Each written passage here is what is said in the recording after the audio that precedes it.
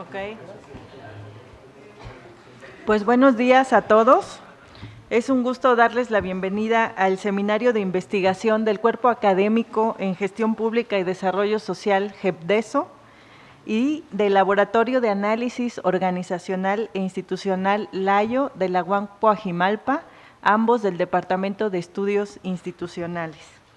Es un gusto recibir hoy a nuestros tres ponentes, en particular a la doctora Laura Flamant, que viene desde el sur de la ciudad, del Colegio de México. Ella es profesora investigadora en el Centro de Estudios Internacionales del Colegio de México, obtuvo el doctorado en Ciencia Política en la Universidad de Rochester y la licenciatura en Política y Administración Pública en el Colegio de México. Es miembro del Sistema Nacional de Investigadores desde 2006. Desde principios de 2015 se desempeña como consejera social en la Coordinación de Evaluación de la Política Nacional de Cambio Climático. La profesora Flamant es experta en el análisis y la evaluación de políticas sociales, de salud y de protección al medio ambiente. Su trabajo académico examina en particular los efectos de la democratización sobre la manera en que operan los sistemas federales con atención a las instituciones políticas y a las políticas públicas. En 2005 obtuvo el premio New Voices in the Study of Democracy in Latin America, que otorga el Woodrow Wilson Center for International Scholars. Además, sus investigaciones han recibido apoyo de la National Science Foundation, del Programa de las Naciones Unidas para el Desarrollo, del Banco Mundial y del Consejo Nacional para la Evaluación de la Política Social, entre otras muchas organizaciones. Es coautora del libro Seguro Popular y Federalismo en México, un análisis de política pública también del CIDE en 2014, y coeditora de Cómo se gobierna la contaminación en México, Alternativas de Política Pública Ambiental, publicado por el Colegio de México. Sus artículos han aparecido en la revista Foro Internacional, en Gestión y Política Pública, en Política y Gobierno, y encontramos varios de sus capítulos en volúmenes publicados por otras casas editoriales mexicanas y extranjeras. Bienvenida, Laura. Voy a presentarles a los demás ponentes también, antes de dar inicio al programa. Tenemos al doctor Jorge Culebro, doctor por la Universidad de Bergen en Noruega, en el Departamento de Administración y Teoría de la Organización. Es maestro en Administración Pública en el Centro de Investigación y Docencia Económicas, con estudios de intercambio en la Escuela de Graduados en Administración Pública de la Universidad de Colorado en Denver. Es licenciado en Derecho por la FES Zacatlán UNAM y en Periodismo por la Escuela Carlos Septién García. Actualmente pertenece también al Sistema Nacional de Investigadores en el nivel 2. Es profesor titular de tiempo completo del Departamento de Estudios Institucionales de la UAM Coajimalpa.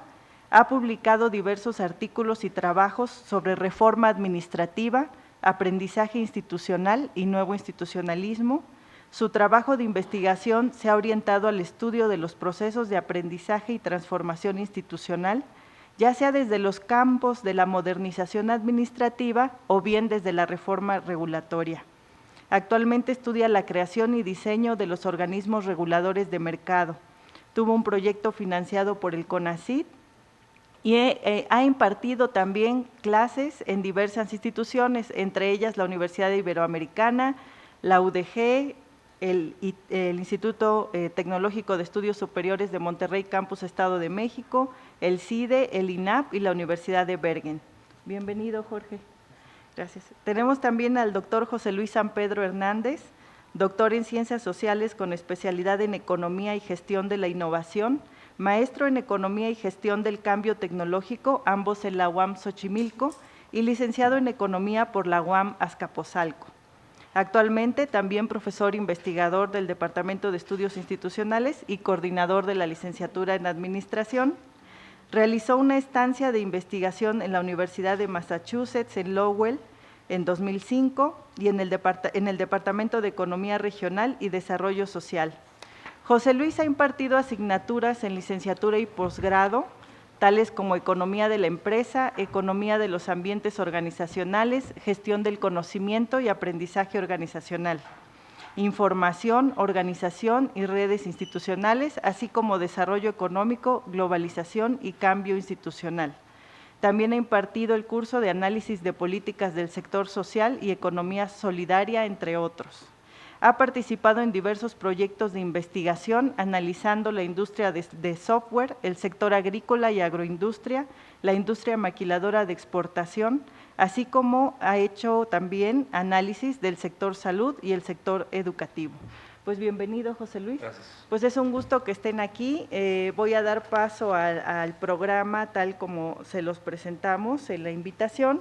Vamos a iniciar con la ponencia de la doctora Laura Flaman, que en coautoría con el doctor Carlos Moreno Jaimes del Instituto Tecnológico de Estudios Superiores de Occidente en Jalisco, presenta la ponencia ¿Cómo enfrentar la desigualdad en salud? Políticas públicas en el sistema federal mexicano. Adelante, Laura. Muchas gracias a Claudia y a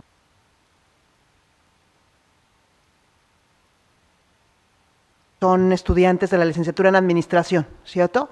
Bueno, no importa, no todos. Ahí alguien dijo por allá no. ¿Qué estudias tú? Matemáticas. Los demás sí son todos de Administración. ¿Quién tiene interés en trabajar en el sector público?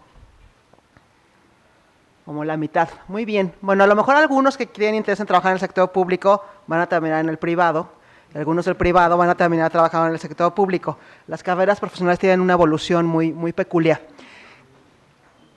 Mi propósito hoy es volver interesante para ustedes la política de salud y en particular lo que se ha vuelto muy popular en el sector público mexicano, que son las políticas intergubernamentales.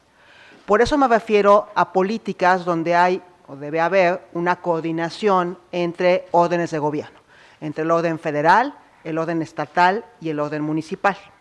De lo que voy a hablar en particular es del Seguro Popular.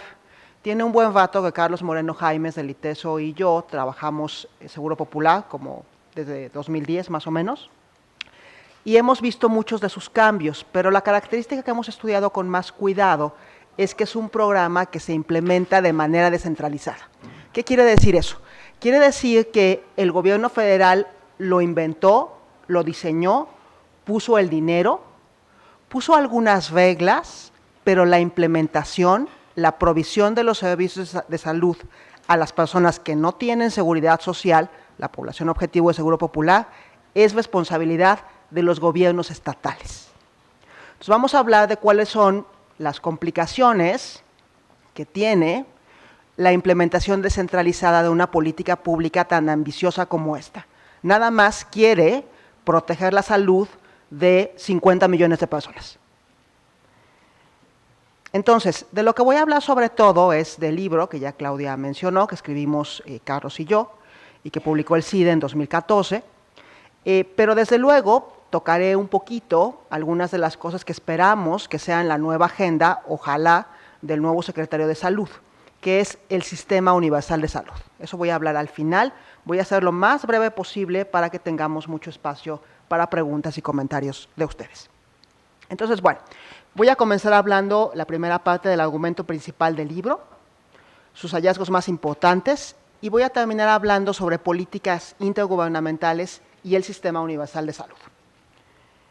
Entonces, el argumento principal del libro es que en el diseño de Seguro Popular hay una contradicción o una especie de tensión entre un derecho universal constitucional en el artículo 4 en México a la protección de la salud, por un lado, y por otro, la implementación descentralizada en los estados. ¿Qué quiere decir esto? Que todos tenemos derecho a la protección social en salud, independientemente de dónde trabajemos y dónde vivamos, qué edad tengamos, todas las diferencias que haya. Sin embargo, les voy a enseñar algunos datos de que depende de dónde nazca y depende de dónde viva, mis condiciones de salud no son las mismas. ¿Por qué? En buena medida porque quien me protege tiene capacidades diferentes. Los sistemas estatales de salud tienen capacidades, condiciones diferentes y eso hace que protejan a los individuos de manera desigual. Entonces, esta implementación descentralizada se ha traducido, y ahora daré algunos ejemplos, en inequidad en la protección social en salud. Solo por darles un ejemplo. Estos son datos de la tasa de mortalidad infantil 2013, todas las entidades federativas. Nada más observen que un niñito que nace en Puebla tiene el doble de probabilidad de morir el primer año de vida que un niño que nace en Nuevo León. Y sobre esto, con estas desigualdades, las hay en muchas áreas. Las hay en condiciones de salud como esta, las hay en recursos humanos, las hay en infraestructura, en lo que ustedes quieran hay una enorme heterogeneidad entre las entidades. Esto quiere decir, por tanto, que el derecho no está protegido de manera equitativa. Otro ejemplo de la desigualdad. En México hay gruesamente dos subsistemas de salud. El sistema de la seguridad social, el IMSS y el ISSSTE, y el sistema para los no asegurados, la población abierta, los que atiende Seguro Popular. Son dos subsistemas. Más o menos la mitad de la población. Sin embargo, la distribución del gasto es muy inequitativa. En gris tengo ahí la proporción de gasto y en naranja la proporción de cobertura. Entonces vean que el Seguro Popular cubre a 39% de la población con 20% del gasto, mientras que la Seguridad Social cubre a 61% de la población con casi 80% del gasto. Entonces gastamos más en las personas que tienen seguridad social que en las que no tienen seguridad social. Entonces la desigualdad es entre las entidades y entre los subsistemas. Si abrimos la caja de la seguridad social, esta inequidad entre cobertura y gasto es de todas maneras muy patente. Entonces, ¿cuáles son los hallazgos principales del libro? Que empezamos con esta idea de la desigualdad que hay y la tensión entre un derecho universal a la salud y la implementación descentralizada del programa dedicado a proteger este derecho. Por un lado, en términos de cobertura, se puede decir que es un programa muy exitoso. Ya podríamos platicar que depende qué fuente consulte uno, pero la Comisión Nacional de Protección Social en Salud, la encargada de Seguro Popular en el plano federal, tiene cobertura completa. Dicen, todos los que quieren tener Seguro Popular, lo tienen. Si uno ve las encuestas de Coneval, el propio censo, hay muchas personas que dicen, por ahí de 21 millones, que dicen que no tienen protección en salud. O sea, hay una contradicción entre el archivo administrativo y lo que reporta la gente. Por otro lado, el gran cambio y el gran logro de Seguro Popular es en el área financiera. En lugar de que el dinero a los gobiernos estatales se transfiriera por infraestructura instalada, ahora se transfiere por persona afiliada a Seguro Popular. Parece un cambio menor, pero Claudia, que es experta en educación, nos podrá decir que habría una revolución en el sistema educativo si el dinero siguiera a las personas en el área educativa. Esto se logró con Seguro Popular. El problema muy grave, y esto tiene que ver con la implementación descentralizada, es la calidad. Hay muchos datos, hay historias muy tristes de descuido, de recursos humanos y materiales insuficientes, de accidentes, de poca preparación de los trabajadores de la salud, en fin. Esa es la gran deuda de Seguro Popular a un poquito más de 10 años de su creación, la calidad en la provisión de los servicios. Entonces, nuevamente tenemos esta tensión entre un derecho universal y la implementación estatal que es muy desigual entre las entidades. ¿Qué otra cosa es preocupante? Bueno, sí ahora el dinero sigue a los afiliados, a las personas, pero México gasta muy poco en salud. Considerando gasto público y gasto privado, ahí hay algunos datos, México gasta cerca de 7%, por abajo de Argentina, Brasil, Chile, Alemania, Canadá y un montón de países. Más grave aún, la mayor parte del gasto en México, una proporción muy importante, casi todo es gasto de bolsillo. ¿Qué quiere decir esto? Es dinero que uno tiene que gastar en el momento de requerir atención.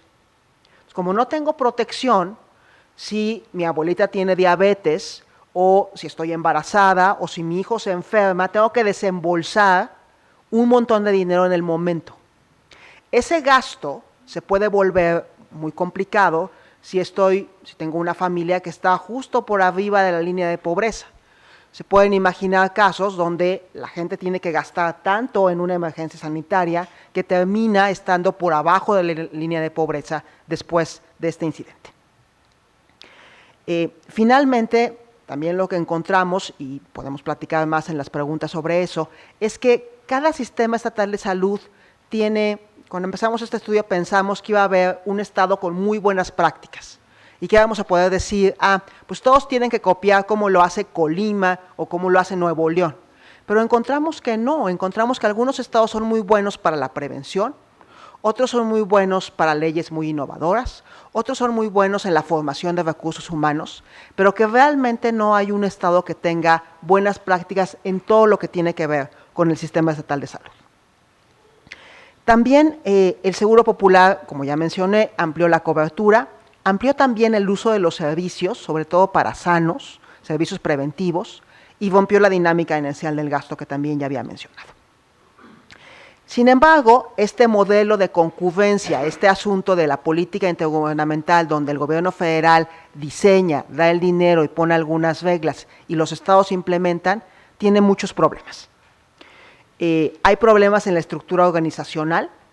La idea era que el gobierno federal, vía Seguro Popular, comprara los servicios a una serie de proveedores en las entidades, entre los cuales se iba a encontrar los sistemas estatales públicos de salud, pero que igual se podía comprar a la Seguridad Social o incluso a proveedores privados.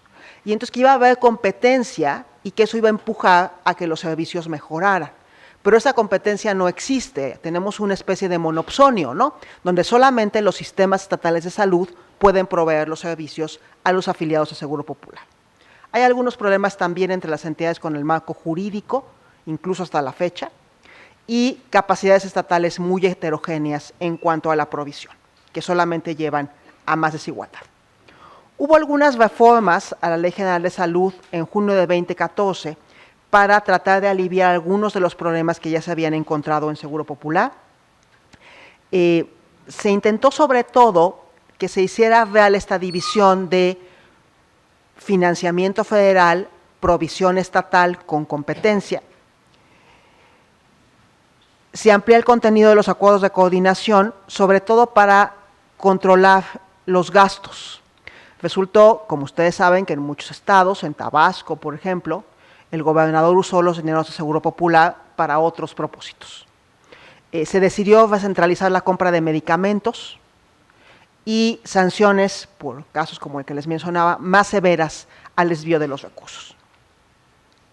Entonces, el gran pendiente sigue siendo la separación entre el financiamiento y la provisión de los servicios. Ahora, termino con esto ya. ¿Cuáles son las implicaciones y los retos de este Seguro Popular? Pues lo primero es que debe ser muy claro que para evaluar una política intergubernamental como Seguro Popular, y hay muchos ejemplos, Oportunidades Hoy Prospera también es una política intergubernamental, la Cruzada Nacional contra el Hambre es una política intergubernamental, el programa de escuelas de calidad es una política intergubernamental, para evaluar, que es una cosa que está muy de moda y que también es una buena salida para los que están estudiando administración, es hacer evaluación de políticas públicas. Cuando hay una evaluación de una política intergubernamental, hay que considerar por lo menos tres cosas. Las características de las entidades, de los estados en este caso, o de los municipios en otros programas. Las características de los sistemas estatales en esa área de política. O sea, gruesamente, no le puedo pedir lo mismo a Oaxaca que a Nuevo León en términos de disminuir la tasa de mortalidad. No le puedo pedir lo mismo al sistema estatal del DF que al sistema estatal de Colima, y del programa específico, depende de las características del programa. Usualmente, para evaluar un programa solamente se mira el programa, pero cuando es intergubernamental tenemos que considerar dónde se está implementando, cómo son las entidades y cómo son los sistemas estatales en esa área de política, salud, educación, cambio climático, lo que sea. En el caso particular de nuestro estudio, lo que hicimos fue construir una manera de valorar si los sistemas estatales de salud en efecto atendían a las funciones básicas de cualquier sistema público de salud. Y es una metodología que se podría reproducir prácticamente en cualquier área de política. Finalmente, tiene un buen rato que se ha hablado sobre el Sistema Universal de Salud. Lo mencionó mucho Peña Nieto de manera más amplia en la campaña presidencial de 2012, le llamó el Sistema Universal de Protección Social, no nada más salud, sino más amplio social. Lo ha recomendado mucho el Coneval, hay mucha discusión del PRD. Peña llegó incluso a ponerlo en el Plan Nacional de Desarrollo, sin embargo, no ha habido avances en cuanto a la construcción del sistema. Y faltan muchos detalles, no sabemos qué tipo de sistema universal. El primer capítulo del libro se dedica a estudiar diferentes tipos de sistemas universales en sistemas federales o sistemas compuestos. Y hay diferentes variedades con diferentes coberturas, con diferentes costos. Entonces, si platicamos de un sistema universal, hay que hablar de qué tipo de sistema universal.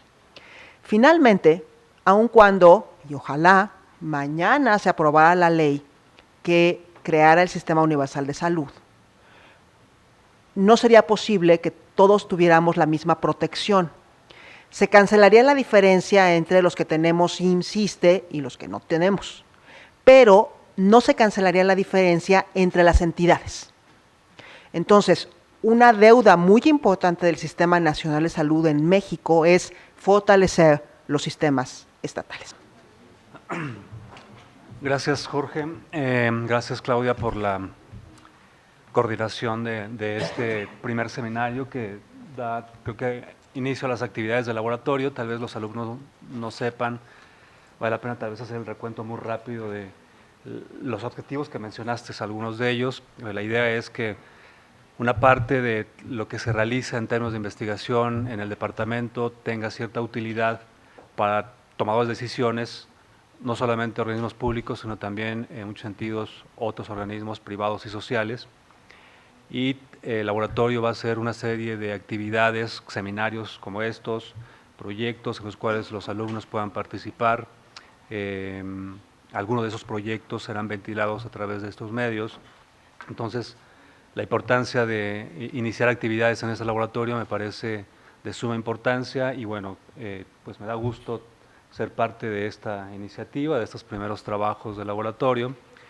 Y lo que voy a platicar es sobre algunos de los hallazgos que he encontrado en un proyecto de investigación que culminó el año pasado, un proyecto que duró casi 4 años, financiado por CONACYT, en el cual analicé la implementación de nuevas tecnologías en unidades médicas del sector salud, prácticamente o principalmente de la Secretaría de Salud, analizando cómo estas tecnologías tenían efectos en cambios a nivel organizacional. Se darán cuenta que varios de los temas que he tratado, que voy a tratar ahora, son temas que ven de alguna manera en algunos de los cursos, sobre todo los que están en bloque 1 y 2. Y analicé cómo estaba afectando también algunos procesos de gestión de la información y el conocimiento y al final cómo todo esto mejoraba o no mejoraba los servicios de atención a la salud. México, tal vez sepan, y si no creo que es momento de que tengan un poco de información, está pasando por un cambio epidemiológico y demográfico más o menos rápido, es decir, muy dinámico. ¿Qué quiere decir esto? Primero, que la epidemia poblacional se está invirtiendo. En los próximos 20 años va a haber gente relativamente más adulta que jóvenes, en los próximos 20 o 30 años, ¿no? Es decir, va a haber más viejos que jóvenes relativamente. Hoy la pirámide se está transformando, ya algunos países como Europa pasaron por esa transformación, hoy México y América Latina está experimentando ese cambio. Bueno, ese es uno. El otro es el cambio epidemiológico. ¿Qué significa esto? Que las enfermedades infectocontagiosas están siendo superadas en términos de prevalencia por las enfermedades crónico-degenerativas. Es decir, ya no es tan importante en términos de prevalencia las enfermedades respiratorias, estomacales, etcétera. Hoy están siendo más importantes, o la prevalencia está aumentando, de diabetes, cáncer, obesidad, etcétera, etcétera. Esta combinación entre población más vieja, permítame la expresión, pero población de mayor edad y con enfermedades distintas, ¿sí?, epidemiológicamente distintas, en los próximos 20, 30 años, es una bomba de tiempo para todos los sistemas de salud. Es decir, no hay sistema de salud que pueda soportar esa combinación, esos dos cambios, solo demográfico y epidemiológico. Es decir, no solamente va a haber gente adulta mayor, sino con serios problemas de salud, ¿no? Bueno, este cuadro lo que está mostrando un poquito son algunos indicadores básicos de salud. La tasa por ejemplo, de fecundidad ha disminuido, la tasa de natalidad pues más o menos se ha controlado, pero la tasa de mortalidad sigue prevaleciendo casi igual que la década de los 90. La esperanza de vida ha aumentado, por lo menos al nacer. Está aumentando, por supuesto, la población de 65 años y más. En fin, esto da un poco cuenta de ese cambio demográfico, y hay una prevalencia mayor de adultos con diabetes mellitus. Hoy es del 14, alrededor de 14.4%, de las más altas del mundo. Es decir, este problema ya no es para los próximos 20, 30 años, sino ya hay problemas actuales, ¿no?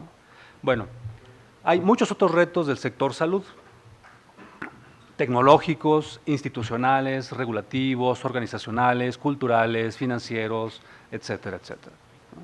Hay una concentración de infraestructura médica en pocas entidades, básicamente en aquellas más urbanizadas, ¿no? 50% del total de los hospitales, por ejemplo, públicos, se concentra solamente en 9 entidades, es decir, un poquito menos de la tercera parte del país.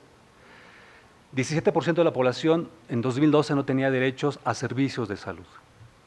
Además, hay una alta dispersión y atomización geográfica, que significa que las localidades, por ejemplo, de menos de 2.500 habitantes están muy lejos de o cabeceras municipales o de zonas urbanas en las cuales se puede ubicar una clínica de salud. Esta atomización de las poblaciones o de la población implica que tengan que gastar mucho tiempo y muchos recursos para trasladarse a una unidad de salud. Esto, por supuesto, dificulta no solamente el otorgamiento de los servicios de salud para la población rural y de escasos recursos, sino también contar con un servicio de calidad. Bueno, históricamente, el desarrollo tecnológico ha mejorado la vida de la población en muchos sentidos. Podemos tener acceso no solamente hoy a aparatos que no existían hace 30, 40, 50 años. Particularmente las TICs han creado un paradigma técnico, tecnoeconómico, socioeconómico distinto, que ha cambiado muy rápido, no solamente las condiciones de consumo, sino en general el bienestar o el acceso a otros productos y a otros servicios. Y la tecnología obviamente ha sido transversal a muchas de las actividades productivas de las empresas, pero también cotidianas de los individuos. Es decir, las TICs particularmente, o el desarrollo tecnológico basado en TICs, ha transformado las formas productivas de las organizaciones, empresas particularmente, pero también los procesos de otras organizaciones, sector público, ONGs, por supuesto empresas, ¿no? En el sector salud, ¿qué ha hecho las TICs? Bueno, a nivel mundial, las TICs se han incorporado o a través de sistemas de gestión para administrar de mejor manera la información de pacientes. Y por supuesto ha creado sistemas que permiten tomar decisiones más o menos en tiempo oportuno, por ejemplo las epidemiologías. Hoy se pueden tomar más o menos medidas prontas y con cierta eficiencia. Pensemos por ejemplo ahora en el Zika, dengue, etcétera. Esos movimientos epidemiológicos, pues los sistemas de salud necesitan tener información de la evolución para tomar decisiones más o menos pronto. Entonces, el desarrollo tecnológico ha tenido un papel sumamente importante en toda la actividad industrial de servicios, y el sector salud, repito, no escapa a esto. Es decir, las TICs han jugado un papel cada vez más importante dentro del sector salud en términos de aumentar la calidad y la cobertura de los servicios. ¿Cómo lo ha hecho? Bueno, hay muchas experiencias a nivel internacional. 2 casos que voy a mencionar y sobre los cuales estoy ahora trabajando es telemedicina, que es básicamente cómo llevar servicios de salud o desde hospitales de alta especialidad, que se ubican generalmente en zonas urbanas, a poblaciones rurales. ¿Sí? Es decir, cómo atender a población rural o de escasos recursos, ¿sí? O cómo acercar servicios de alta especialidad, que son caros, por supuesto. Nada más pensemos sacar cita en un sistema, sea IMSS, sea ISSSTE o Secretaría de Salud, ser atendido por una gripa o un dolor estomacal o una infección, tiene ciertas dificultades. Bueno, ahora imagínense la dificultad que presentaría población con cáncer, con diabetes, con obesidad, etc. Entonces, la transmisión es básicamente acercar a través de las tecnologías de información y comunicación, a través de hardware, software y periféricos médicos conectados a un equipo, acercar servicios de especialidad a población rural y de escasos recursos. Eso es telemedicina, grosso modo. Y el expediente clínico electrónico, que es otra de las tecnologías que están basadas en tecnologías de información y comunicación, implica administrar toda la información de los pacientes, ¿sí?, en un sistema de salud. Por ejemplo, cuando ustedes van a sacar cita y van al sistema de salud IMSS, ISSSTE, tienen que sacar cita y después que sacan cita, lo pueden hacer por teléfono y por internet. Antes no era posible, hay cierto avance, pero antes no era posible. Después que sacan cita tienen que presentarse y hay una persona en el mostrador que tiene que ir por su expediente físico, el folder con hojitas, ¿no?, y tiene que llevarla al médico, al consultorio, ¿no? Y eso implica, obviamente, una actividad que puede ser sustituida, ¿no?, lo vemos de manera muy general, por una base de datos, una computadora más o menos sencilla que tenga cierta capacidad de memoria, etcétera. Lo pueden administrar muy fácilmente hoy a través de hardware, software, ¿no?, por ejemplo. Bueno, imagínense que esto pudiera ser no solamente para un individuo, sino para toda la población adscrita a IMSS, ISSSTE o los sistemas de salud. Bueno, implicaría solamente esa actividad un ahorro en costos monumental. Pero el expediente clínico electrónico no solamente es eso. Implica, además de esto, cómo, por ejemplo, si se enferman y están de viaje en Michoacán, en Tijuana, etcétera, que ese sistema de salud pudiera administrar toda tu información clínica, ¿sí?, y que pudiera saber exactamente cómo te has comportado o cómo te han atendido en ese sistema. Bueno, eso no es posible. Si te enfermas y quieres ir a tu clínica o una clínica del IMSS, ISSSTE, depende de dónde tengas adscripción en otra entidad, es casi imposible, ¿no? Bueno, el expediente clínico electrónico tiene que ver con cómo administrar y cómo gestionar esa información. Y eso implica, en términos de eficiencia, en el uso de los recursos de los sistemas de salud, porque recordemos que no hay recursos que alcancen, son recursos escasos. El sector salud tiene, ya vimos, un gasto más o menos del 7% con respecto al PIB. Y con respecto a otros países, por ejemplo, el gasto per cápita en salud público no rebasa los $500 en México. Cuando, por ejemplo, en Estados Unidos, que es el caso, digamos, extremo, son $3,500 por persona al año. Acá no rebasamos los $500 por año, promedio, ¿no? Bueno, entonces, son escasos los recursos. ¿Cómo optimizar los procesos? ¿Cómo, a partir de la incorporación de las tecnologías de información y comunicación, que es una tecnología ya más o menos estandarizada a nivel internacional, es decir, algunos procesos necesitan hardware, software que puedes encontrar en el mercado? Ahorita vamos a explicar que algunos no, pero básicamente una parte de la administración de esa información la puedes hacer o se pueden hacer con computadoras que están y sistemas que están ya en el mercado, probados. Bueno, el asunto acá es que en México sabemos poco sobre los programas públicos que están apoyando, o mejor, no sabemos poco, sino en realidad hay poco en términos de programas públicos que fomenten y que apoyen la incorporación de TICs en los servicios de salud. Por supuesto que hay computadoras y hay áreas de informática, de cómputo, en muchos de los hospitales o los grandes hospitales, pero no hay sistemas de información como tal. Ahorita voy a explicar un poquito más esto. Entonces, sabemos poco sobre esos programas, sabemos poco sobre cómo se está apoyando, cómo se está implementando, cuáles son los efectos de la tecnología, la implementación de esta tecnología en los servicios de atención a la salud. Obviamente, al final, lo que está importando es cómo aumentar la cobertura, Ya explicó un poquito de esto mi colega anterior, pero también cómo ser más eficientes en el acceso o en el otorgamiento de esos servicios de salud, sobre todo para la población de escasos recursos. Algunas preguntas son, por ejemplo, cómo el programa de telesalud, que es el brazo armado o el brazo tecnológico de Secretaría de Salud, la cabeza del sector es Secretaría de Salud, y uno de sus brazos armados tecnológicos, se supone, es el programa Cenetec.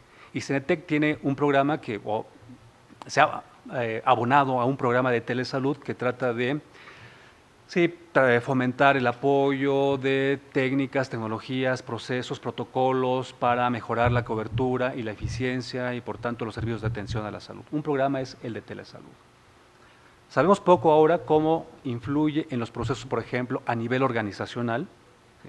Y cómo está influyendo en el nivel institucional de, por ejemplo, coordinaciones estatales.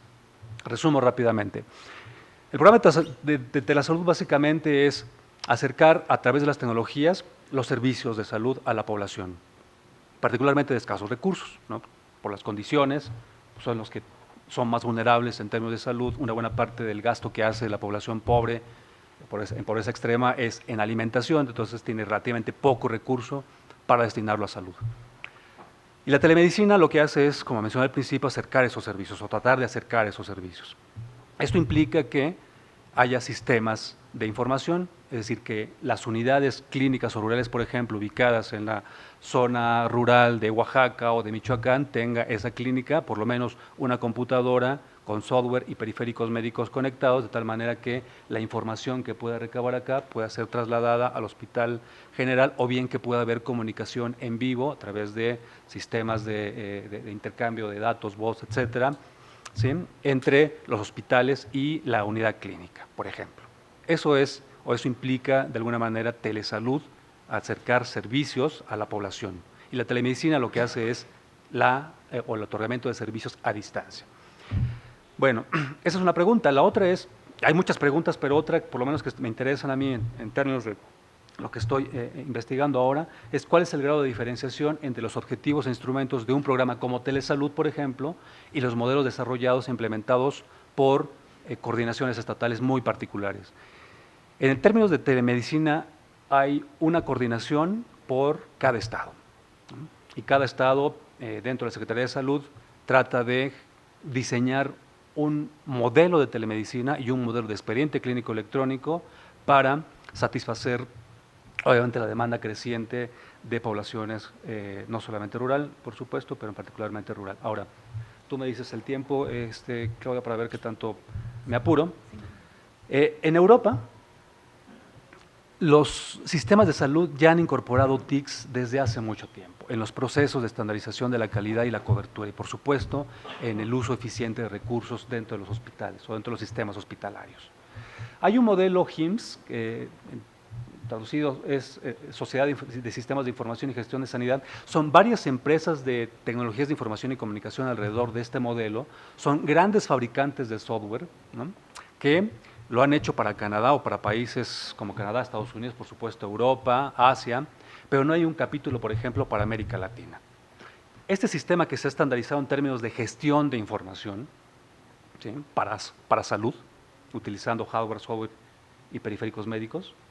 Este modelo, que es básicamente un modelo de expediente clínico electrónico, pero están conectados ambos, es decir, la información que se obtiene, por ejemplo, a través de las computadoras puede ser utilizada para lo mismo telemedicina o viceversa. La telemedicina implica captura de información biométrica, etcétera, datos, puede ser utilizada para tomar decisiones dentro de los hospitales y dentro del sistema de salud en su conjunto. Bueno, este modelo ha permitido eso en algunos países que han implementado, que han avanzado sobre la incorporación de TICs. Hay 8 niveles en este modelo. México estaría ahora en el nivel 2. Es posible que llegue al nivel 3, pero no hay empresas de software, ¿sí? Que permitan alcanzar el nivel 4 o niveles subsecuentes. Es decir, lo máximo que han alcanzado ahora en términos de sistema y de implementación de TICs es alrededor del 5 o 7%. Es decir, hay TICs o hay sistemas en 5 o 7% de los sistemas de los hospitales en este país. Bueno, esto implica un análisis desde la perspectiva de política pública, ¿no? Se ha hecho un avance en términos de la política de tecnologías de información y comunicación o para el fomento de empresas de software, pero no están articuladas las políticas, por ejemplo, que están fomentando y constantemente apoyando el desarrollo y fortalecimiento de empresas de TIC, software particularmente. En Guadalajara se le conoce como el nuevo Silicon Valley, ¿no? Es decir, la nueva región donde las empresas de hardware, software han emergido de manera importante porque han creado cadenas o encadenamientos productivos interesantes con alto valor agregado, ha desarrollado productos bien interesantes, de vanguardia, competentes a nivel internacional, es decir, un sistema o una red de empresas con alta eficiencia y alta productividad en términos de software y de hardware. Bueno, y hay mucho recurso para fomentar ese tipo de empresas. Pero no se ha fomentado, considerando esos retos que presenta el sector salud, no hay claridad en términos de cómo este fomento a TICs, ¿sí?, desde la política, puede ser utilizada para atender problemas de salud solamente en estos términos, de telemedicina y de expediente clínico electrónico. Y entrevistando a algunas de las grandes empresas hace un año, de grandes empresas de software, no tienen ni siquiera el interés, ven la problemática por supuesto, pero no hay un interés de las propias empresas por desarrollar y diseñar sistemas para el sector salud, por muchas razones, entre ellas obviamente el costo, la falta de una política que fomente, que coadyuve al desarrollo de este tipo de proyectos, en fin, otra serie de elementos que podría mencionar en otra ocasión. Ahora, entonces, hay una falta de acoplamiento en términos del diseño del programa de telesalud con cada una de las coordinaciones estatales o cada uno de los estados. Cada estado trabaja más o menos a su entender, han desarrollado, por supuesto, modelos de telemedicina y expediente clínico electrónico, pero no hay modelos de estandarización, cada quien lo hace como puede. Las políticas más o menos, aunque hay para TICs, no está completamente articulada con la política de salud. Esto implica, obviamente, que estos problemas que hoy ya son vigentes, cambio demográfico y epidemiológico, presenten eso una bomba de tiempo para el sistema de salud, ¿no? Con recursos escasos y todos los problemas que mencioné, tecnológicos, regulativos, institucionales, organizacionales, implica por un proceso, la adaptación de TICs implica un proceso de aprendizaje organizacional o de cambio organizacional.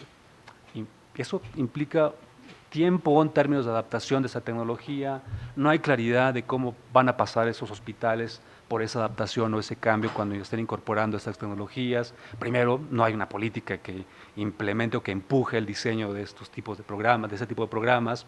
En fin, bueno, lo dejo a debate. Hay muchas preguntas abiertas acá. El problema es latente.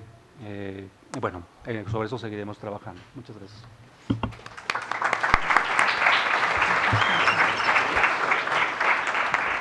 Muchas gracias, José Luis. Pues le damos la palabra al doctor Jorge Culebro, que en coautoría con Ingo Bode de la Universidad de Kassel en Alemania presenta la ponencia Paradojas de la internalización de la gestión pública, la reforma al sector salud.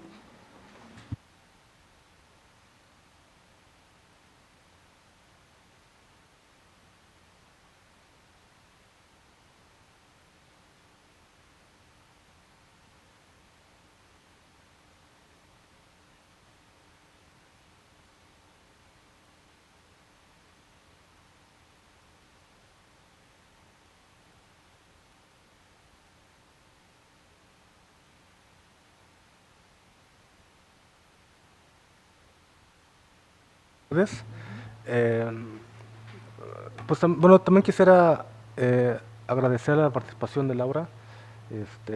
Verdad es un honor que esté con nosotros, dada su experiencia y su trayectoria, pero también lo importante, además de lo que nos vienes a comentar, es que de alguna manera, pues creo que estamos dando inicio a una serie de cooperación entre las instituciones del colegio como la UAM Coajimalpa. Creo que habíamos tenido mucha interacción con el CIDE en cuanto a seminarios y muchas cosas, pero tal vez por la distancia o por otros tipos de factores había sido difícil de establecer la comunicación con otras instituciones y estamos muy contentos que estés con nosotros, que participes y que ojalá que tu participación pues continúe en el tiempo y también otros colegas que están allá pues también podamos participar y de esa manera tratar de interactuar más las dos instituciones en las que a final de cuentas quienes salen beneficiados pues son ustedes, ¿no?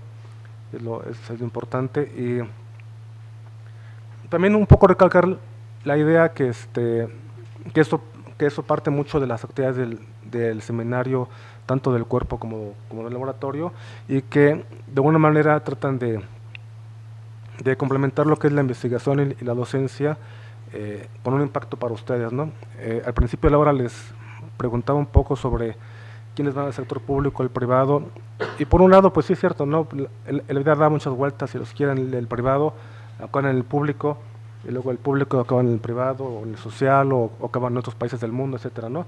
El caso es que el tema de la salud, independientemente si se quieren dedicar al sector privado o al público, es muy importante, no solo porque es algo que nos atañe, ¿no? Pero también para su carrera, en la medida en que también, digamos, la administración de los hospitales es un área muy interesante, ¿no? La administración de los hospitales, cómo funcionan, cómo operan, puede ser una beta para muchos de ustedes, y que curiosamente, comentando con algunos de sus compañeros y otros colegas, es que UAM Coajimalpa siempre ha estado cerca de esa área, ¿no?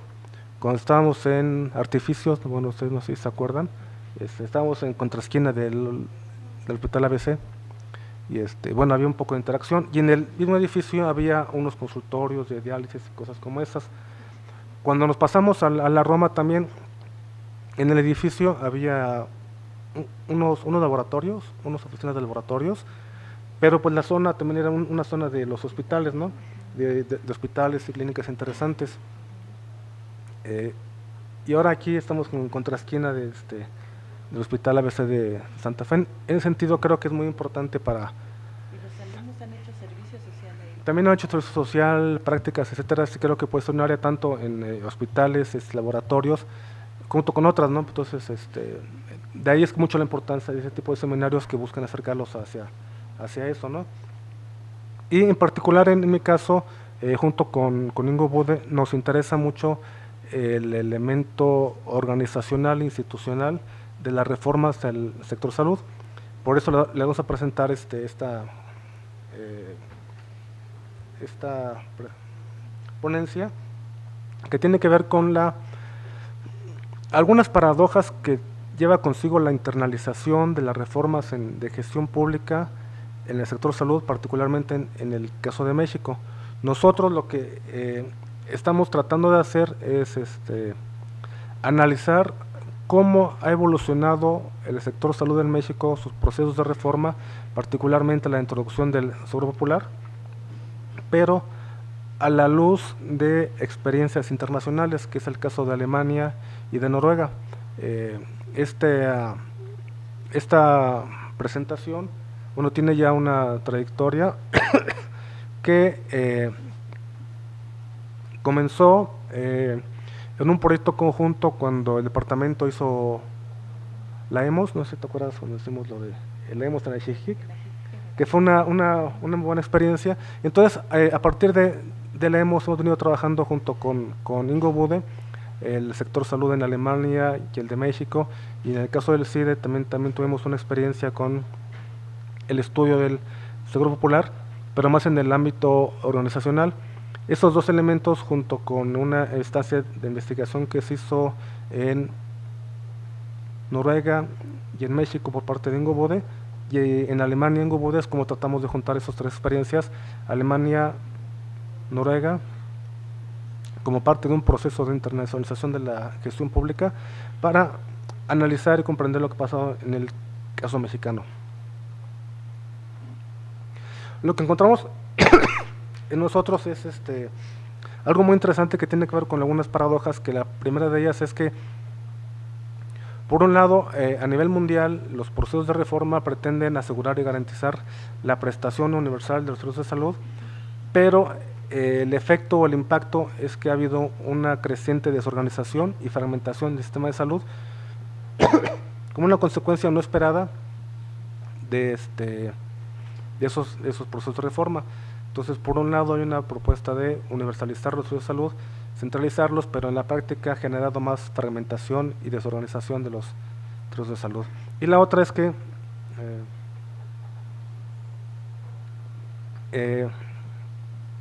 esas reformas tienden a seguir ciertas trayectorias de la dependencia, en la cual las decisiones que se toman acerca de la reforma son determinadas por elecciones anteriores, en las que muchas veces esas elecciones que se toman ahora, determinadas por las elecciones previas, no son las más eficientes ni las óptimas, y ni siquiera son las más satisfactorias, ¿no? Sino a veces no son las que uno espera que sean, pero que se determinan por las decisiones previas en cuanto a salud, educación, etcétera, ¿no? Entonces, partimos de esos dos elementos. Lo que encontramos entonces es que estos programas de reforma, tanto en Alemania, Noruega y México, son programas de reforma que se interpretan de acuerdo a ideas que son basadas en un contexto político-administrativo, que en el caso mexicano es una cuestión federal, y la idea es esa, ¿no? Que las reformas y su implementación se interpretan de acuerdo al contexto en el cual surgen esas reformas, en el que pareciera ser distinto en esos tres países, y estas reformas comprenden cambios precisamente a las reglas formales e informales que se dan dentro de esos contextos político-administrativos.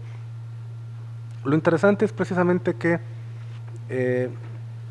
reforma al sector salud implica transformar mecanismos de gobierno y la relación Estado-individuo que a la larga generan mayor legitimidad a los implicados. Perdón. Es decir, no solamente se refiere a la eficiencia, provisión de servicios, sino que cuando uno se acerca al IMSS, al ISSSTE, al Seguro Popular, son de algunos primeros contactos que tiene el ciudadano con el Estado. Entonces, mucho de nuestra percepción acerca que tengamos del Estado tiene que ver con nuestra relación que tenemos con esas instituciones. Entonces, si nos toca que son burocráticas, ineficientes, inoperantes, etcétera, etcétera, es una percepción que tenemos del Estado, de cómo nos ha ido. Parecería esto obvio, pero estos procesos de reforma se dan en una perdón, es que entre el frío de Coajimalpa y los virus que hay por todos lados, todo lo demás. A lo que voy es que los procesos de reforma, sobre todo en el sector salud, no son procesos aislados, sino son procesos de reforma a nivel mundial, en el cual hay intricados procesos que se dan en ese momento, y que su éxito, su implementación depende de procesos históricos internacionales junto con trayectorias de tipo nacional, y entonces en el cruce y en el punto en donde se encuentran los procesos internacionales junto con los procesos nacionales es que se dan esos procesos de reforma que muchas veces no son como se espera. Bajo esos supuestos es que se da esta ponencia.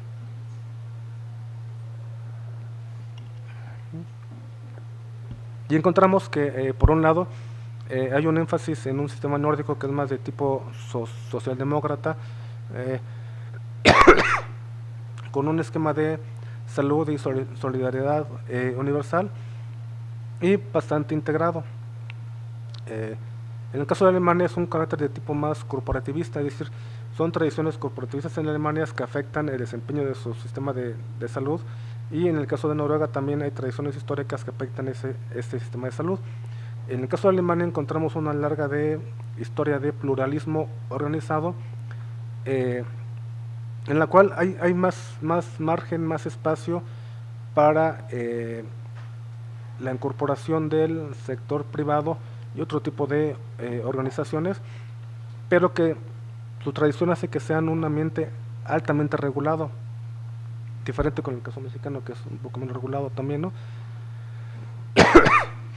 Pero entonces tenemos esos dos elementos, tanto Noruega como Alemania representan sistemas de bienestar consolidados en los cuales se introducen reformas al sector salud de tipo gerencial con efectos distintos comparados con el caso de México. Mientras uno tiene esquemas de solidaridad universal, el otro tiene un pluralismo organizado dejando paso a otro tipo de elementos. Encontramos entonces que cuando se ven esos dos casos, el caso mexicano a la luz de esos dos casos, encontramos que el caso mexicano se expone a una agenda política distinta, generando una forma híbrida con tensiones similares a otros países. Y entonces esto nos permite una mejor comprensión del caso mexicano a la luz de sistemas de bienestar un poco más consolidados, encontrando tensiones similares a otros países. Un poco para,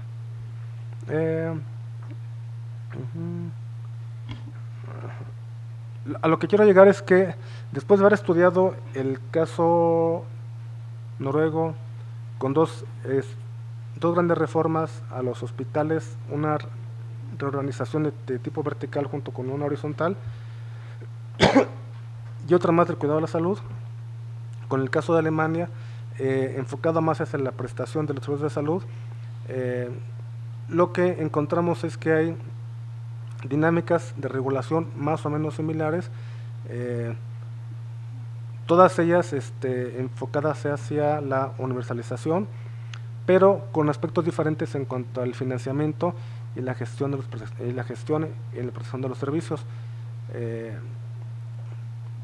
Un elemento importante en el caso mexicano fue la introducción del Seguro Popular como una diferenciación entre el financiador con el que presta el servicio. En el caso de los noruegos está junto quien da el dinero con el que presta el servicio, y en el caso de Alemania se va diferenciando esos dos elementos. Lo que encontramos es eso, ¿no? Que en los tres casos hay un marcado gerencialismo que orientado más hacia el mercado, dando respaldo al comportamiento empresarial y explicando, demostrando cómo la nueva gestión pública tiene una presencia más fuerte en los tres países, que tienen contextos diferentes con resultados más o menos similares. El contenido sí es lo que difiere un poco entre los estados de bienestar europeos con el caso de Latinoamérica.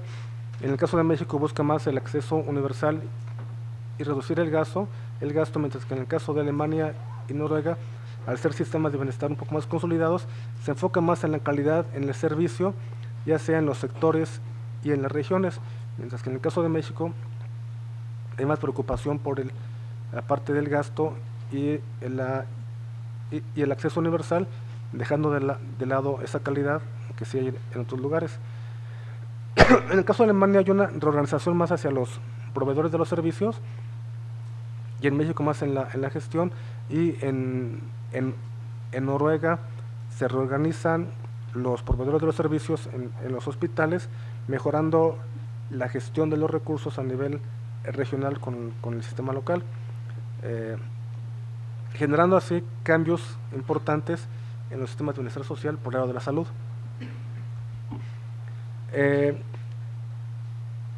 A nivel mundial y a nivel de la internacionalización encontramos que hay movimientos más hacia la integración del sector organizacional junto con las medidas de la cobertura, formalizando la colaboración entre las distintas organizaciones e instituciones a nivel mundial. Sin embargo, en el caso mexicano encontramos que hay cambios asociados hacia la nueva gestión pública, pero que en la práctica han llevado hacia una mayor desorganización. ¿Qué encontramos en eso?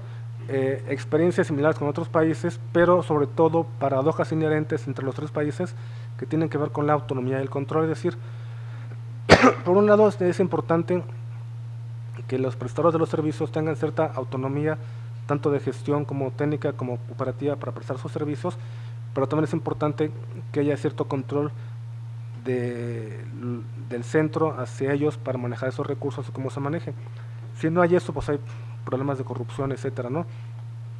Y otra experiencia similar es la fragmentación que se reproduce en sistemas de salud que parecían muy distintos. Finalmente lo que encontramos es que en el caso mexicano, las reformas al sector salud y sobre todo la introducción del Seguro Popular genera fuertes espacios para el clientelismo a través de las negociaciones interorganizacionales y dentro de los distintos niveles de gobierno, generando de esa manera problemas de transparencia y de rendición de cuentas en el sector salud, encontrando patrones similares en toda Latinoamérica, ¿no? Entonces, hasta ahora son los hallazgos que hemos encontrado cuando tratamos de observar el caso mexicano a la luz de otros sistemas de salud. Metodológicamente es un poco innovador y buscamos sacar conclusiones a través de el contraste de los casos más diferentes que hay. Y a través del contraste es como encontramos ese tipo de soluciones. Pues muchas gracias y cualquier duda o comentario. Muchas gracias, Jorge. Vamos a hacer una ronda de preguntas. Les pediría yo que levantaran la mano y tomamos 3 preguntas.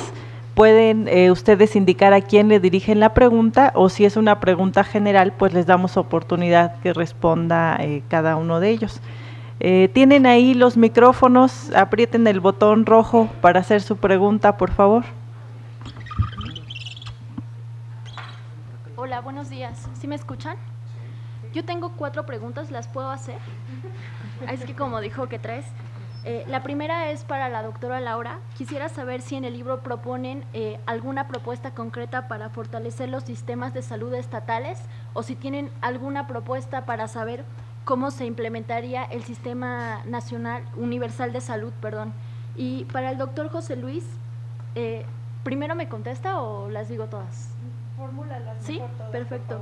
Para el doctor José Luis quisiera saber si sabe desde qué año se han empezado a implementar en México sistemas de tecnología en la medicina, y del 5 o 7% de los hospitales que han implementado un sistema de gestión, si son en México y si es un sistema de telemedicina, y de ese porcentaje, cuáles se encuentran en áreas rurales, tomando en cuenta que estas áreas justamente tienen pocos recursos técnicos. Gracias. Vamos a dar oportunidad a alguien más. ¿Alguna otra pregunta? Bueno, pues vamos a empezar con estas entonces.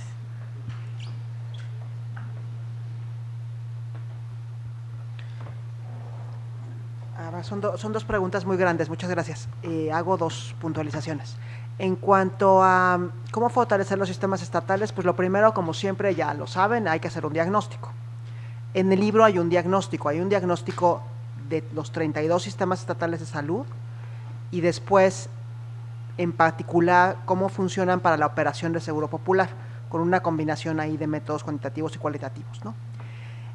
Lo que encontramos y que es más preocupante es que en esta idea de separar la provisión de los servicios, los estados, del pago, el gobierno federal, la clave es que hubiera una oficina en los gobiernos de los estados que fuera la representante, digamos, como el ajustador, es un seguro tal cual, ¿no?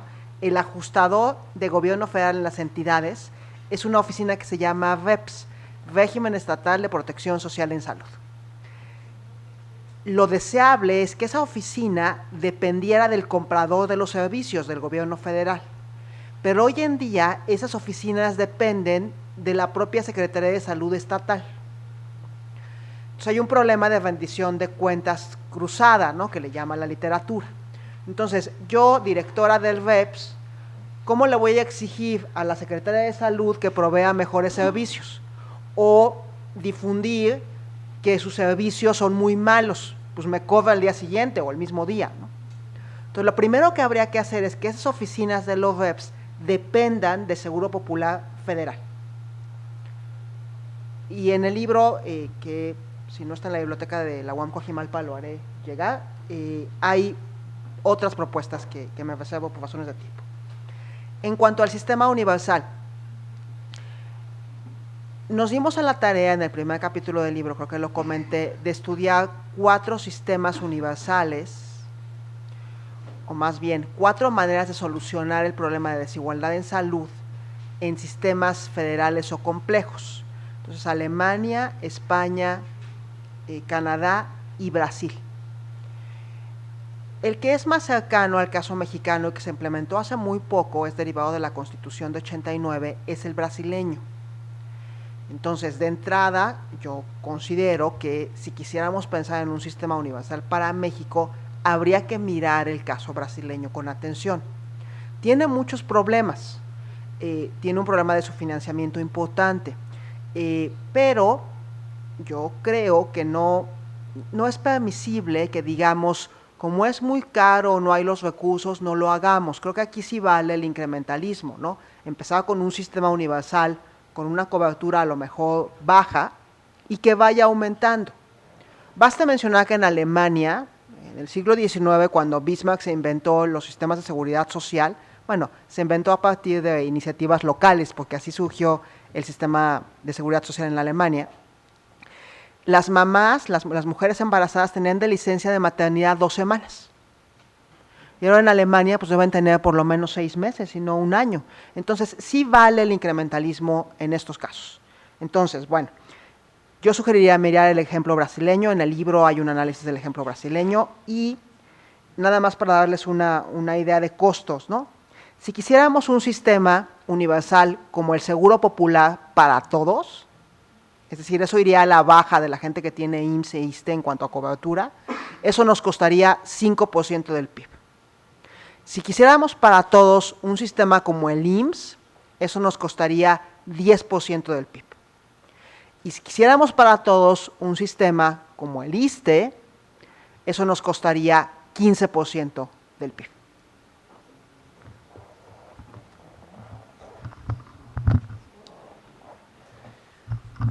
¿Cuándo inicia telemedicina? Telemedicina hoy es la combinación de hardware, software y periféricos médicos, pero los antecedentes vienen desde el uso del teléfono, algunos van más atrás con el telégrafo, correos, etcétera, pero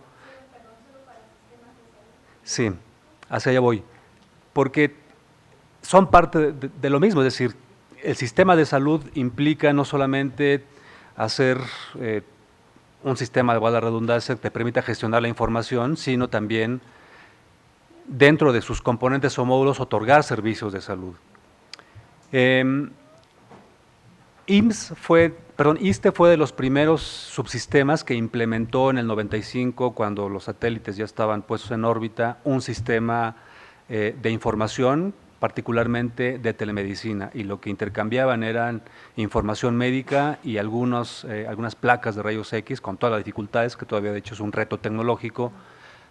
Para aquellos que estén interesados en desarrollar aplicaciones, por ejemplo, bueno, hay un mercado inmenso en términos de desarrollo de aplicaciones, porque hoy la tendencia a nivel internacional es desarrollo de software o de aplicaciones para el usuario. Ya no solamente para las grandes empresas, por supuesto, los grandes hospitales requieren sistemas de información, pero una de las apuestas en términos de mercado es para el usuario, aplicaciones para el usuario, y hay varias en el mercado, pero está en crecimiento y va a seguir en crecimiento. Entonces, ¿desde cuándo inician? Es un poco difícil decir en qué año concretamente, porque desde el 1971 ya se desarrollaban algunos sistemas en IMSS, en el 95 formalmente en el ISSSTE, con el nacimiento de CENETEC, bueno, se incrementan el uso de estos diseños y desarrollos e implementación.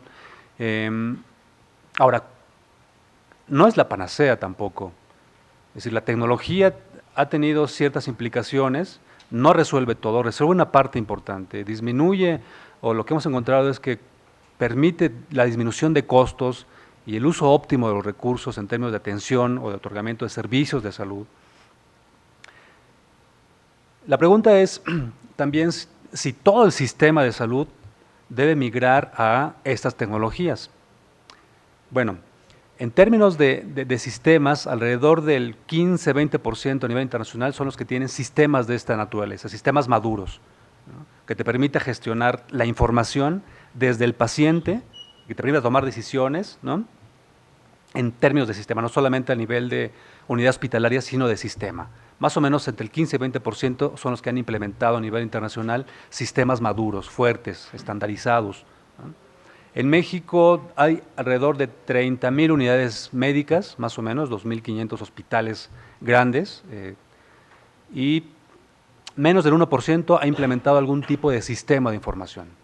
Es decir, no más allá de 400 unidades médicas y sobre todo los grandes hospitales han implementado algún tipo de sistemas de información de esta naturaleza, ¿sí? En áreas rurales, ¿cuántas? Bueno, en áreas rurales es difícil implementar un sistema de esta envergadura. Lo que han implementado es una parte o la contraparte, por ejemplo, de un proyecto de telemedicina. Es decir, en la unidad médica de la zona rural tal, en esa unidad se ha implementado una computadora con algunos periféricos, algún tipo de software especializado, pero solo es posible la telemedicina a distancia o el servicio médico a distancia si hay conectividad. Y hay varios modelos. El Internet es uno, no solamente, está el satelital, ¿sí? Y esto implica que, por lo menos en esa región, haya o Internet o posibilidad de conectar con otro tipo de tecnología vía satélite.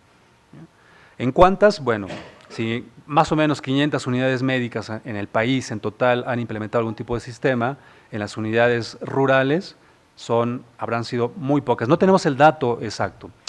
Nosotros hicimos un censo, una evaluación, un proyecto, y tratamos de identificar con indicadores cuántas unidades habían implementado a nivel nacional. Sobre todo nos ubicamos en estados de alta marginación, Oaxaca, Chiapas, Guerrero, etcétera.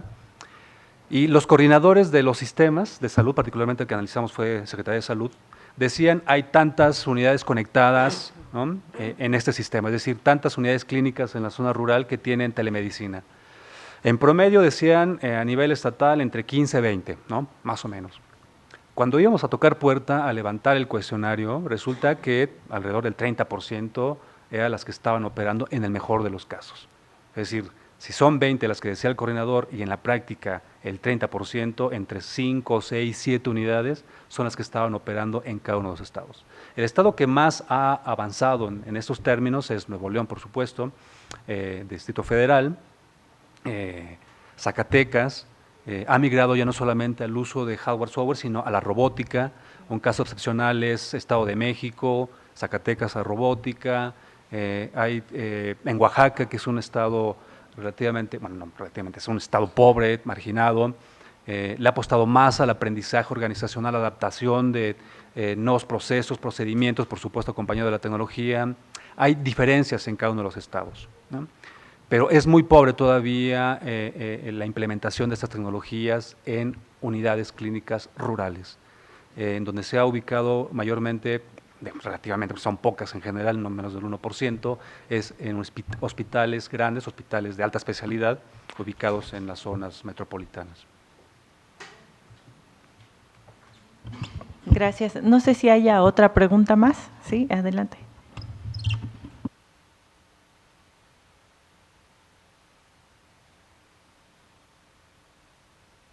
Ok. Bueno, ya una vez que se ha hecho el análisis, porque bueno, me gustó mucho la mesa ya que se tocaron como temas muy esenciales en cuanto a una aplicación de un estudio interdisciplinario hacia un servicio en específico, porque vimos la parte organizacional, la parte de la tecnología y la parte de la cobertura que tenemos en el sector salud. A partir de todo eso que se nos mostró, ¿ustedes cuáles considerarían o qué posibilidades ven en la realidad mexicana, ¿no? O sea, a partir de todo esto que se presentó, ¿cuál creen que sea el horizonte para nuestro país? Y sobre todo, pues, ¿qué papel juegan ahí los estudiantes, ¿no? O sea, ¿por dónde se puede empezar aquí? Sobre todo, ¿no?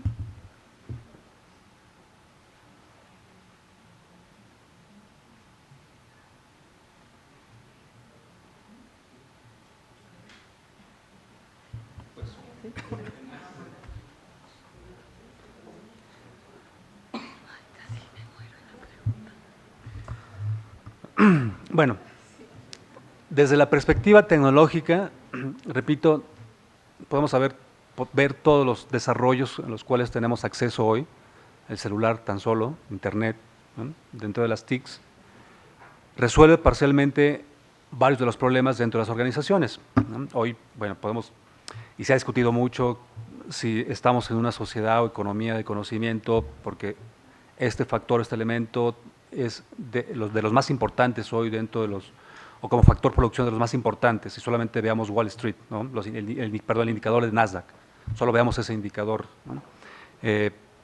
Y en algunos sectores es mucho más intensivo, ¿no? Salud no escapa a eso, es decir, el sector salud ha sido intensivo tradicionalmente desde su origen en conocimiento y en tecnologías. Lo que está sucediendo ahora es que las TICs, con este cambio dinámico, abrupto, tan radical que ha tenido desde la década de los 70, se ha incorporado casi en todos los productos, procesos, servicios, etcétera. Están en todos lados, TICs, ¿no? ¿Resuelve el problema de cobertura, de calidad? Bueno, coadyuva a eso. No es la panacea, repito, porque requiere de otros instrumentos, de otras tecnologías, de otros procesos, de marcos regulatorios, de marcos institucionales, de aprendizaje organizacional, por supuesto. En el estudio encontramos que, y no solamente en ese estudio del sector salud, sino en otros estudios en otros sectores, que la tecnología no resuelve el problema.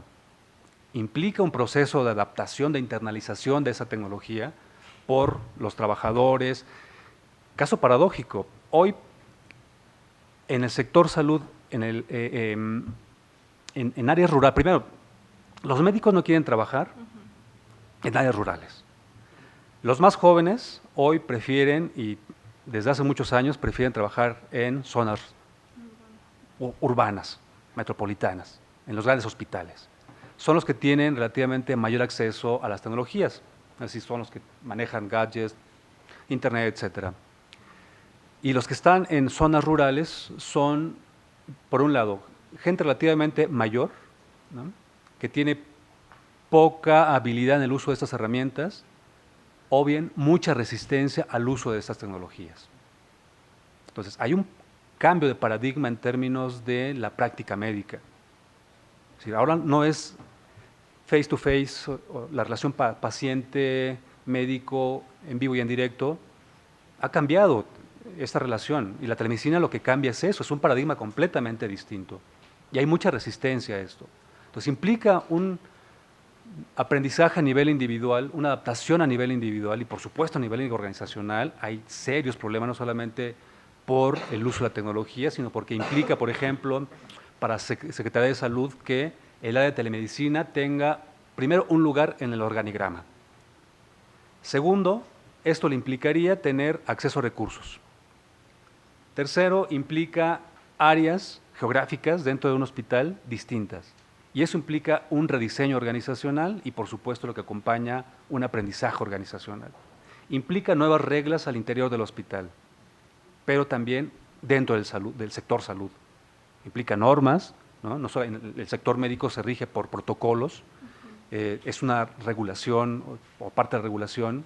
Telemedicina y expediente clínico electrónico implica otro tipo de regulación. Ya hay normas, por supuesto, quedaron en el cajón, no están en el cajón ahora. La NOM 024, por ejemplo, que tiene que ver con telemedicina, expediente clínico electrónico, no ha sido aprobada, no se ha llevado al Congreso, se quedó en discusión, participaron un montón de gente, académicos, empresarios, sector salud, expertos internacionales, etcétera. No ha cuajado esa norma, implica una regulación, implica una ley. En el momento que tengas ley, puedes implementar programas con recursos específicamente para eso. No lo hay. Los estados han hecho esfuerzos, han sacado dinero de sus gobernadores, de sus secretarios, han tenido que picar piedra convenciendo al colega de, mira, esta tecnología es útil por esto, los efectos son visibles. Sí han mostrado indicadores en términos de cómo ayuda a disminuir la saturación de los hospitales, por ejemplo. Hay gente que no requiere ir al hospital que pueda ser atendido a través de esta tecnología. En el Distrito Federal ya han apostado a atender enfermedades como o del área de psicología, dermatología, obesidad, por supuesto las crónico-degenerativas, las infectocontagiosas, algunas de ellas han podido ser atendidas a través de esta tecnología. En fin, no es la panacea, pero resuelve mucho los problemas. En términos de costos, hay varios estudios, depende un poco del sistema, pero algunos están apuntando a la reducción de costos entre 20 y 30% del sector salud, el uso de esas tecnologías. Bueno, 20-30% en términos del gasto en público en salud es mucho dinero que puede ser destinado a otras actividades. Es muy, muy complejo, con esto podría terminar. Es una pregunta muy difícil, pero es muy interesante. Yo solo señalo 4 cosas. Lo primero yo creo es un cambio de énfasis. En México se gasta muy poco en salud, o sea, 6.5-7% del PIB comparado con 8-9 en Argentina y Chile, ¿no? O sea, es una diferencia grande incluso con países que son de desarrollo medio como nosotros. Más grave aún, el gasto que les mencionaba de bolsillo es muy alto. Entonces, si en lugar de que nos gastemos en un niño de aquí de Santa Fe que se fractura un brazo, 45,000 pesos para que lo atiendan en el Ángeles, ¿no? Si ese dinero se gastara mejor con un sistema universal, por ejemplo, y gastáramos más, pues automáticamente la protección de la salud comenzaría a mejorar. Entonces, lo primero sería que hay que gastar más. Ahora, también hay que gastar diferente, ¿no? Hemos hablado ahora mucho sobre la alta tecnología, ¿no? Y seguimos pensando que salud es la ausencia de enfermedad y que por tanto queremos que nos atiendan en el hospital de 4ª generación con la mejor resonancia magnética. Pues la verdad no. Lo que queremos es que haya monitoreo a la salud para que no nos enfermemos siquiera. O sea, nadie quiere que lo operen del apéndice o que lo operen de la vesícula. Mejor de una vez cuando tienes 15, 20, un cambio de dieta y nunca tendrás cálculos biliares, ¿no? Entonces tiene que haber un cambio a medicina preventiva, que sí es un logro muy importante de seguro. O sea, a diferencia del IMSS y el ISSSTE, los afiliados de seguro van más a las clínicas a atención a sanos. Y eso es muy importante, porque no nos tenemos que preocupar cuando la embarazada se convulsiona porque tiene la presión muy alta. Mejor le monitoreamos cada mes y cuando tiene la presión un poquito alta, le cambiamos la dieta o le damos medicamento, ¿no? Entonces, un cambio es gastar más medicina preventiva. Y el otro tiene que ver con incentivos, ¿no? Pues sí, los médicos y las enfermeras, los trabajadores de la salud no se quieren ir a trabajar a zonas rurales. Pues no, los maestros tampoco se querían ir a trabajar a estados lejanos. ¿Y qué hizo el gobierno federal? Los estatales les pagaron más. Si me ofrecen el doble de sueldo por irme a trabajar a una comunidad rural, pues la verdad es que probablemente considere irme a trabajar a una comunidad rural. En Inglaterra, hoy día, o sea, estamos acostumbrados a que el médico familiar o general gana mucho menos que el médico que tiene 3 especialidades, ¿no? En Inglaterra decidieron invertir eso. Los que ganan más son los médicos familiares. No hay sorpresa que ahora los médicos están estudiando más medicina familiar. Entonces, también hay que pensar en los incentivos existen. Y finalmente, en particular para Seguro Popular, una preocupación muy grande del sistema universal es que la gente que tiene IMSS o ISSSTE, o los funcionarios de IMSS e ISSSTE dicen, es que nos van a emparejar a la baja, ¿no? Bueno, pues vayamos subiendo la calidad de Seguro Popular y la cobertura de Seguro Popular. ¿Cómo? Ya logramos cobertura universal. Entonces, no podemos seguir transfiriendo el dinero por persona afiliada. Transfiramos el dinero por el estado de la salud de esa persona afiliada. Es decir, en lugar de que a Oaxaca se le transfiera la cantidad de dinero que sea por el número de afiliados, veamos cuál es la condición de salud de esos afiliados. Y así decidimos las transferencias. Eso es un esfuerzo bien difícil, ¿no? Entonces, primera cosa en la que hay que comenzar a pensar, ¿qué indicadores usamos para hacer transferencias financieras más inteligentes? Y segunda, un grave problema en México, y solo la sociedad civil lo está resolviendo, es la falta de continuidad. Entonces se hace un esfuerzo muy grande de un perfil epidemiológico para todos los afiliados a Seguro Popular, fin del gobierno de Calderón. Se compró equipo para que se hiciera lo que se llama tamiz epidemiológico. Un mundo de información útil para el médico de a pie, para el Sistema Estatal de Salud, para el Sistema Nacional de Salud. Hay cambio de gobierno y los estados no volvieron a ver la información que ellos mismos recopilaron. Entonces, un esfuerzo interesante sería dar continuidad a las políticas públicas que implementa el gobierno federal, estatal, municipal, vía organizaciones de la sociedad civil. Eso es algo que hace mucha falta, porque los funcionarios por sí mismos no van a dar continuidad, no es en su interés. En su interés es ver la elección municipal que sigue en 3 años, ¿no? La elección legislativa que sigue en 3 años. En nuestro interés social, sí es que haya continuidad y que el dinero público, que es nuestro, se gaste mejor. Muchas gracias, Laura. Estamos casi por concluir, falta nada más un comentario del doctor Jorge y yo quisiera nada más agradecer que esto que nos están comentando hoy sirve mucho para las clases de metodología, para los alumnos que están recién ingresando a la carrera, segundo trimestre, que con los libros que nos va a hacer favor de enviarnos Laura sobre el Seguro Popular, y le pediría yo también, aprovechando que esté aquí, nos regale un libro también del estudio que hizo muy a detalle de la política ambiental, porque cuando nuestros alumnos quieren definir sus proyectos terminales y están estudiando esta materia, por ejemplo, de metodología, son muy buenos libros para ver qué se hizo para analizar casos específicos.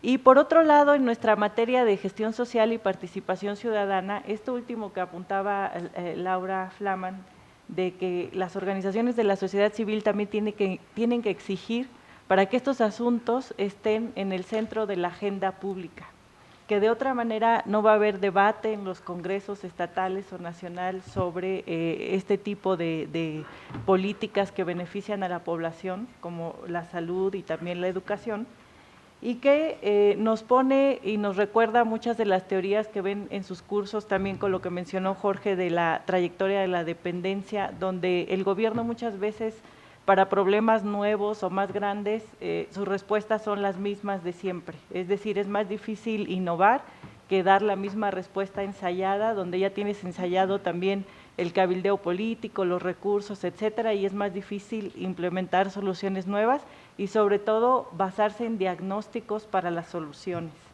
Entonces, realmente aquí tenemos alumnos de administración de distintos trimestres que están con distinto bagaje, cada uno dependiendo a la altura de la carrera a la que están, y ha sido muy útil, de veras me da mucho gusto que estén todos ustedes, y vamos a cerrar con los comentarios que nos va a hacer Jorge y un anuncio. Es más o menos un anuncio, ¿Una invitación? No, algo así, un video comercial. Gracias. Primero, contestando las preguntas que hizo Monserrat, es que en cuanto al horizonte de la reforma, yo diría que no hay que olvidar un par de cosas, que la primera es que muchos procesos de reforma pues son puntos de convergencia entre procesos a nivel mundial con los procesos nacionales. Esto hay que tomarlo en cuenta porque está la OMS, por ejemplo, dando directrices, la OCDE en cuanto al gasto, etcétera. Entonces hay que poner atención también al nivel internacional, el papel de los organismos internacionales en los procesos de cambio en México. Y ya más a nivel local es importante, uno de los retos importantes es cómo generar los suficientes instrumentos de coordinación adecuados para que puedan trabajar de manera eficiente todas las organizaciones dentro de la propuesta de salud universal. Creo que eso es un reto. Y el último es no olvidar que estas reformas y en control de salud operan al interior y junto con otro tipo de reformas. Educación, por ejemplo, combate la pobreza, fiscales, etcétera, ¿no? Entonces, tomando en cuenta esos elementos que los programas de reforma al sector salud, ya sean desde las TICs o desde a nivel intergubernamental, no operan en forma aislada, sino al interior de otro tipo de programas que generan puntos de cruce y de equilibrio para generar esas respuestas. Entonces, eso sería lo importante.